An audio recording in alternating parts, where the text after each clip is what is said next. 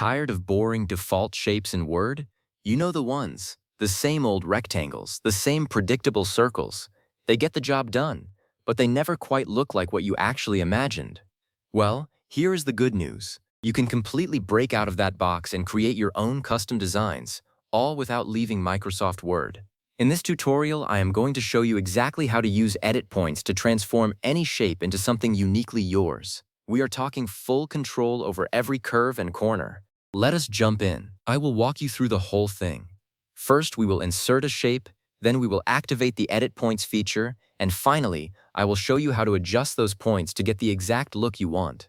It is simpler than it sounds, I promise. So, the very first step is to get a shape onto your page. Head up to the top of your Word window and click on the Insert tab.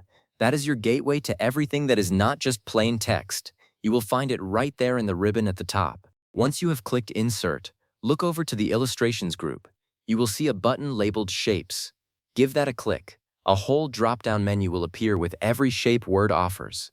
For this, just pick any shape to start with. A simple star or a rounded rectangle works great for practice. Do not overthink it. Just click on one and then click and drag on your document to draw it out.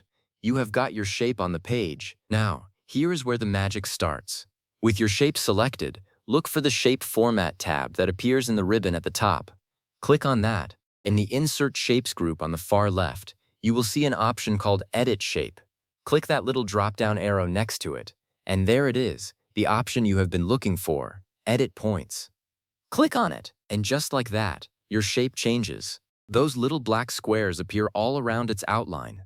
Those are your edit points. They are the secret to making that cookie-cutter shape do whatever you want. Now for the fun part. Start adjusting. Click on any one of those black squares to select it. You will see two white squares appear connected by lines on either side of it. Those are your handles. Grab that black point and drag it. Watch your shape warp and change right under your cursor.